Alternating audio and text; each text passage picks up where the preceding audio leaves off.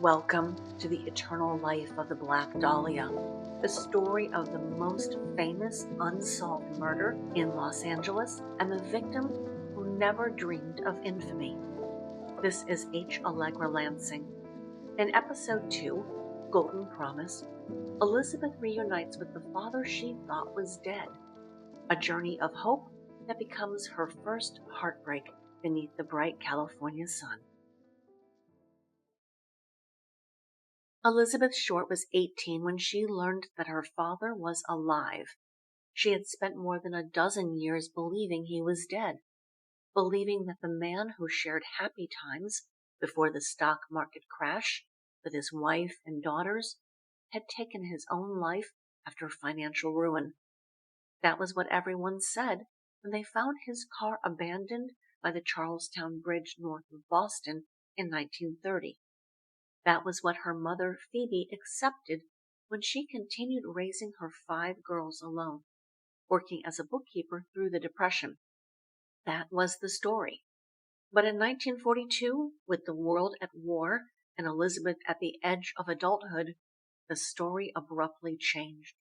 A letter arrived. Cleo Short had not jumped. He had not drowned. He had simply walked away from his family and responsibilities. He had been alive this whole time, living in California, working at the Mare Island Naval Shipyard in Vallejo. After more than a decade of silence, he wrote, asking his family for forgiveness. His wife Phoebe would not grant it. 4 of the daughters wanted nothing to do with him. They had made their peace with his absence and would not reopen the wound. But Elizabeth, the middle child, the dreamer, the romantic, the restless one, she answered. Did she open her heart because she still longed for a father? Did she see a chance to belong again, to have his protection? Or did she recognize the practical reality that this man had a job and money and perhaps guilt enough to provide her with a new life where the sun shone a hell of a lot more than in Massachusetts? Maybe it was all of it at once. Whatever her reasons, she was the only daughter who responded. Cleo sent her money, $200, enough for a train ticket, enough to pack her suitcase and leave Medford behind. Elizabeth boarded the train in December 1942. Soldiers filled the cars.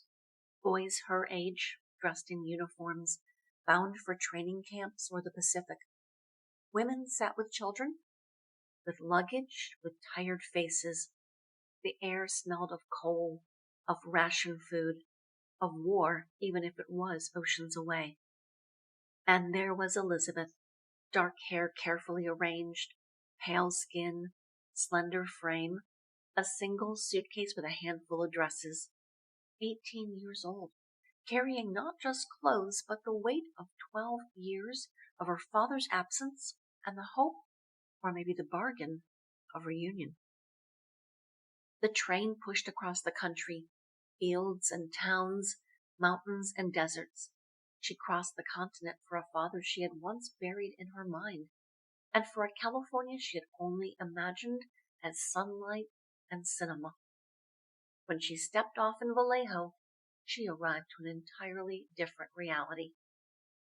Vallejo is a shipyard town north of San Francisco. The streets were crowded with workers, sailors, families. The fog rolled in from the bay, heavy with the clang of industry.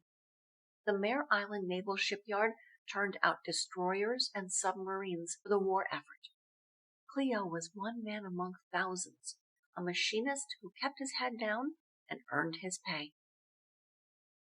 Even though he had asked his family for forgiveness, for them to consider joining him out west, and had sent his middle daughter $200, Elizabeth walked into his life not as a beloved child welcomed back, but as an intruder into a world he had built for himself. Cleo did not offer her warmth. He gave her rules, curfews, expectations.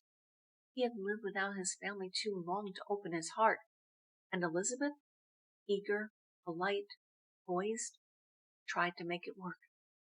She dressed neatly, as always. She kept herself presentable. She followed his rules. She cleaned his home. She tried to be the daughter he might want. But what she wanted was a father, and that was something he could not be. He also did not live alone. Records show a Ms. or Mrs. Yank as his companion. At times, the couple also spent time down in South Los Angeles, where Mrs. Yank had a home of her own in the University Park neighborhood. One weekend, Elizabeth joined them on their trip to LA, her energy buzzing at the proximity to Hollywood, dream-making factory of the world. But back in Vallejo, the tension between father and daughter grew. She attracted attention in Vallejo, as she did everywhere. Men noticed her. Cleo disapproved. Arguments sharpened. He criticized her choices, her company, her independence. And when she began dating a young man who allegedly had a criminal record, Cleo had enough. In January, barely a month after she had arrived, he told her to leave. Elizabeth Short's journey to Vallejo was more than a train ride across the country. It was an act of faith, a gamble that the father she had once buried in her mind might restore something of what she had lost. To discover that he was alive, only to be turned out after a single month, carved a second wound where the first had never healed. This was not just disappointment. It was confirmation that safety could vanish, even when you crossed a continent to claim it. That she could be good and never good enough. For Elizabeth, the lesson was not that she should stop seeking love or belonging, that she would have to find it in fragments. A borrowed room, a meal shared, a moment of affection. These became her currency. She learned quickly that permanence was not guaranteed. Nobody gave everything she needed, and so she adapted. She polished her appearance, carried herself with poise, and told the kinds of stories that made people want to help her. It wasn't manipulation so much as survival, the creation of a persona that allowed her to move forward when the ground under her kept giving way. This experience also sharpened her instincts about men. If even a father could discard her twice, then no man's promise could be trusted blindly. And yet, she still longed for connection, still reached out for protection and affection. It left her in a paradox, dependent on others for shelter and stability, while at the same time guarding herself from being claimed. That tension between wanting to belong and fearing the cost of it would echo through every relationship she had. Vallejo stamped into Elizabeth a truth she would never escape, but the world did not guarantee her a place. She would have to improvise one, night by night, person by person. And in doing so, she set herself on a wandering path that looked careless to outsiders, but to her was the only way forward. What she wanted was not fame or Hollywood lights, not yet. She wanted steadiness, affection, a place that felt like home. But her father's rejection left her chasing those things in the arms of strangers, and not every stranger would mean her well. When Cleo told Elizabeth to leave, she could have gone back east. She could have written her mother, Phoebe, and been welcomed home. But she didn't. She was barely an adult, alone and humiliated, but she was also stubborn. She had made it to California, and she wasn't going to give it up after just 1 month. So she went looking for the next place to land, and she found it down the California coast in Lompoc, a small town near Camp Cook, an army training base that had been carved out of ranch land during the war. Camp Cook wasn't glamorous. It was a sprawling patch of barracks, hangars, and dusty roads, but it was buzzing with young men, thousands of them, soldiers in training for deployment to the Pacific. And where there were soldiers, there were jobs. Elizabeth was hired at the base exchange, the PX, and her first shift was on January 30th, 1943. It wasn't high wages, but it was steady. She wore the skirt and blouse uniform, stood behind the counter, and sold cigarettes, candy, toiletries, magazines, pens, paper, small comforts that men wanted before shipping out. For once, Elizabeth had routine, a shift schedule, a place to report, a paycheck, a network of other young women who worked beside her. They traded stories, gossiped about the soldiers, and looked out for each other when a customer pressed too close or lingered too long. For the first time since childhood, she was part of a community. This was a brief but important moment in her life. She had consistent friends, co-workers who remembered her not as a drifting girl, but as someone who belonged to their circle.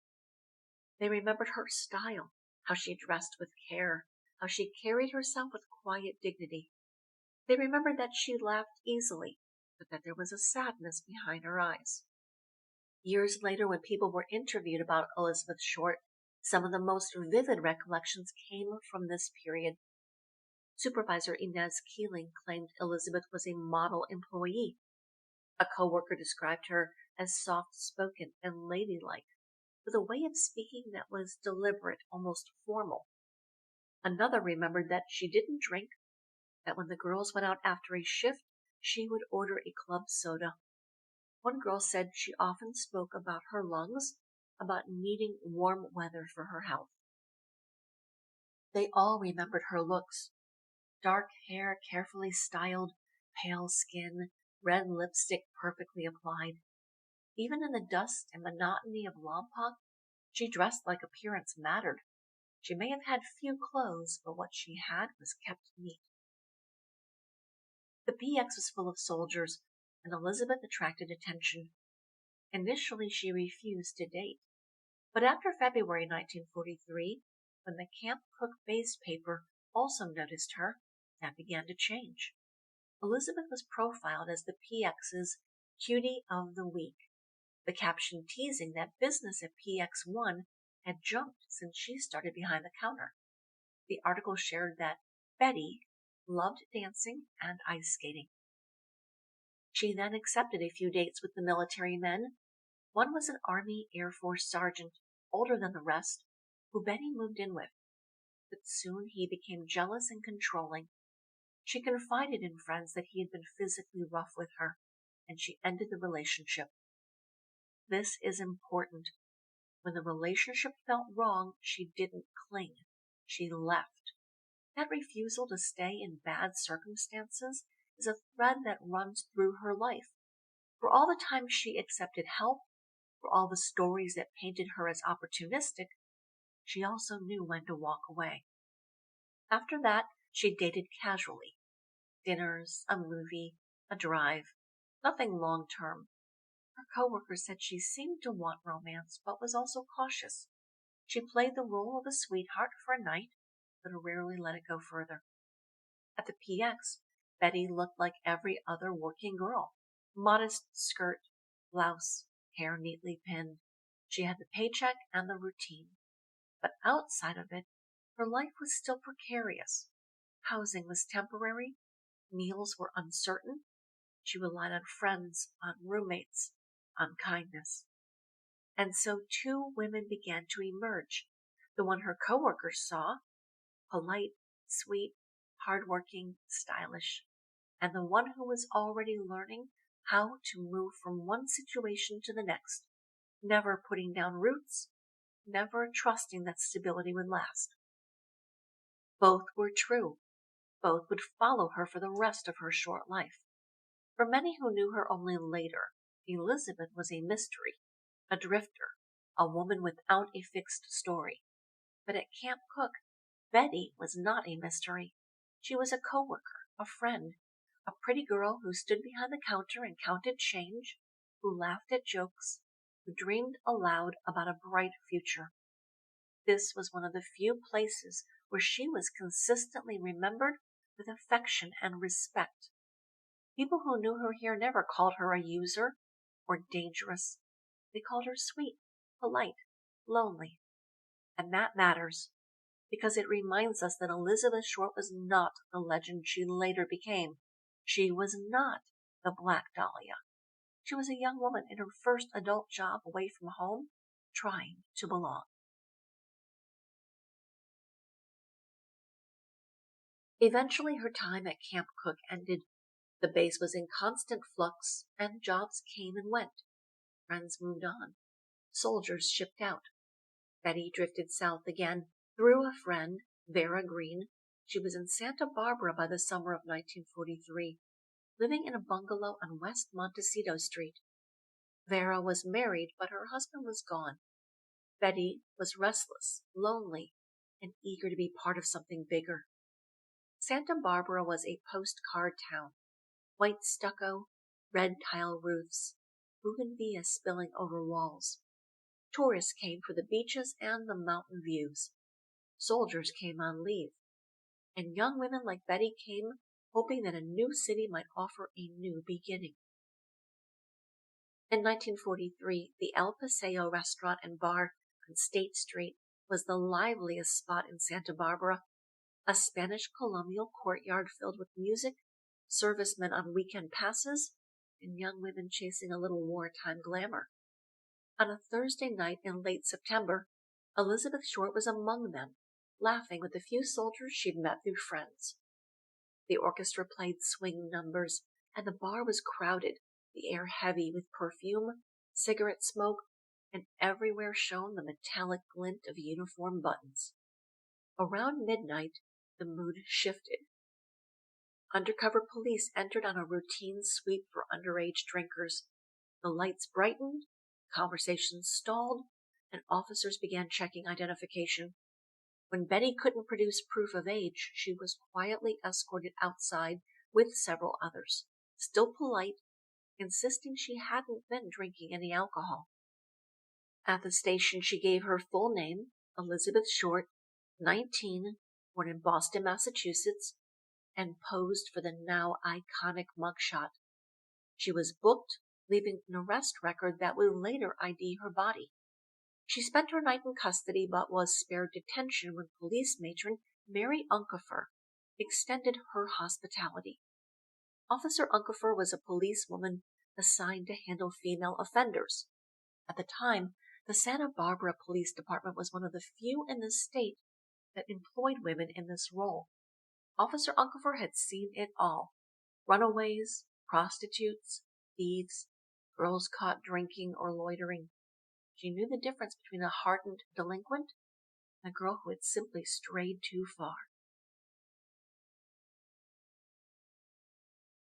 Officer Mary Unkefer, a widow, offered her home to Betty while the juvenile court determined the young woman's fate, with Betty ultimately staying a week with the officer. Years later, when detectives asked about that week, Mary Unkefer described Elizabeth in detail. She remembered her as very pretty, with striking features that drew attention even in a crowded bar. She remembered that Betty was well dressed, not expensively, but carefully. Her clothes were clean, she was tidy, well groomed. She did not look like a street girl or someone hardened by vice. She looked like a young woman who cared deeply about her appearance and who carried herself with dignity. Unkefer noted that Betty was well-mannered. She was polite, respectful, cooperative. She did not mouth off or act defiant. She did not whine or beg. She accepted the arrest with composure, as though she understood the consequences of being caught out of bounds. And then there was the detail that stood out in Mary's memory. Betty had a tattoo of a small rose on her thigh. Tattoos on women were not common in the 1940s. For a girl so polished, so ladylike, the rose suggested another side, a touch of daring, a streak of independence, something that set her apart. When detectives spoke to Mary years later, after Elizabeth's murder, her recollections stood apart from the sensational headlines. The press painted Elizabeth as promiscuous and unstable, but Mary described her as well-mannered and gentle. She was not hardened, not vulgar, and certainly not the kind of girl who belonged in jail. She wanted to be good, Mary insisted. She was a lady. That word carried weight in 1943 and 4 years later during the investigation into Elizabeth's murder. Dignity, restraint, and self-respect, and Mary used it with intention. Unkefer's testimony remains one of the clearest glimpses we have into Elizabeth Short before myth overtook memory. Unlike the men who exaggerated encounters with her, or the reporters who shredded her reputation, Mary had no reason to embellish. She was trained to observe, and her account bears the ring of truth. The court order came down within the week. Elizabeth was legally an adult, but because of the underage drinking charge, she was deemed a juvenile delinquent and ordered sent east to her mother. In fact, Mary drove Betty to the bus station for her trip back, and through the generosity of a local charity, found $10 to give to the girl so she would not be without funds on the journey. Betty sent several letters back to Mary Unkefer after she returned to Medford, before the correspondence ended weeks later. In those few days between her arrest and her deportation, Betty left an impression that would last for years. Mary Unkefer, a woman accustomed to the rough edges of humanity, remembered Elizabeth Short not as a cautionary tale, but as a girl worth saving, one who, in another life, might have found her way to peace.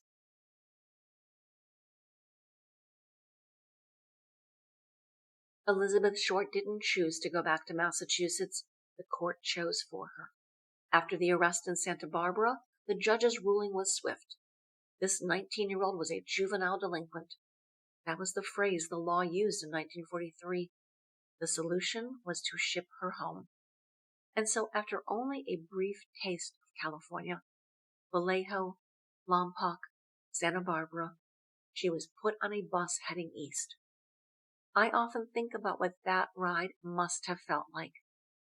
This was the girl who had crossed the country just months before, full of the tentative hope of reconciling with a father who wasn't dead after all.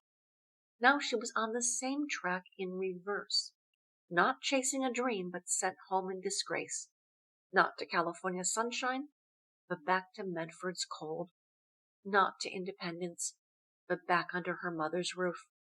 And it wasn't her choice. That matters. Choice had been taken from her again. Back in Massachusetts, Elizabeth returned to Phoebe's modest apartment. By now, Phoebe had been supporting the family alone for 13 years. She was a strong woman, practical, disciplined, and unflinching. She had kept her daughters clothed and fed through the Depression, bookkeeping at a local butter company, balancing every dime. When times were good, she had rented a small home for her family. When times got tough, they found an apartment. Elizabeth came back to that world. Familiar, yes, but no longer fitting. She had been gone too long. She had seen too much. She had experienced California, however briefly, and even though it hadn't given her what she wanted, it had shown her what was possible. Back under her mother's roof, she must have felt the walls closing in. Phoebe's home was respectable, ordered, but Elizabeth had lived on her own now, worked her own job, met her own friends, made her own mistakes. She had been taken in by strangers, judged by police, abandoned by her father. She had experienced the kind of autonomy and the kind of danger that makes it impossible to go back to being simply someone's daughter. The restlessness must have been immediate. What do you do when the life you've barely glimpsed is taken away by force, and you're told to resume the one you left behind? If you are Elizabeth Short, you endure it briefly, but inside you're already plotting your moves. You're telling yourself that the next ticket, the next ride, the next chance will be yours to choose. I can almost hear her. I won't stay here long. This isn't my story. I'm not done yet. And she wasn't. Her mother wanted stability for her. She wanted Elizabeth to accept the life she had, the safety of family, of Medford. But Elizabeth had tasted something else. Even if it was fragile, even if it ended badly, it was freedom. And once you've had freedom, confinement feels unbearable. She would not remain in Massachusetts long. She would not accept that this was all there was. That restlessness carried her south, first back to Florida. The place that had once been prescribed for her lungs now became the stage for her early romances. It was in Florida that she steadily worked, that she tried to settle into routines, that she dreamed again of something larger, something real. And it was in Florida that she met the man who would change her life more than any other, Major Matt Gordon. He was handsome, charismatic, a pilot, the kind of figure who embodied wartime glamour and danger. Their relationship was real, and it would shape Elizabeth in profound ways. It would also end in heartbreak. That story is next. In this episode, we walk with Elizabeth through her first experience in California, the month with her father in Vallejo, where reconciliation turned into rejection, the PX at Camp Cook, where she worked and was remembered by friends as sweet, polite, and composed, Santa Barbara, where she strayed into a bar and was arrested, only to be taken into the home of Officer Mary Unkefer, who saw in her a young woman who wanted to be good, and finally the bus back east, sent home by court order, stripped of choice but not of resolve. It is tempting to look back at Elizabeth Short's brief life and see only chaos, drift, instability. But in this chapter you can see the pattern forming. The longing for love and belonging, the need for safety, the habit of movement when safety fails, the clinging to friends for a sense of home she no longer craved from where she'd grown up. These experiences didn't define her forever, but they shaped her. They taught her that security was temporary, that affection was fragile, that presentation mattered, that strangers could be kind and family could be cruel. They taught her that she should not stay still.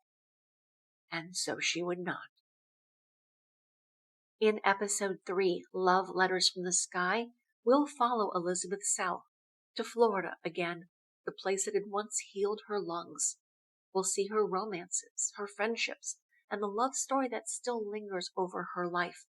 Her relationship with Major Matt Gordon, the pilot she lost, and the dream of the future that died with him. Thank you for listening to The Eternal Life of the Black Dahlia. Every time we speak her real name, we return a fragment of humanity to a woman the world remembers only for the way she was murdered. This is H. Allegra Lansing. Until next time, may we remember Elizabeth Short not for how she was found, but for how she lived and how deeply she longed to be seen. This series is based on historical records, contemporary reporting, and archival research. All writing and narration by yours truly. Theme music is Black Screen by Ketsa. Link in show notes.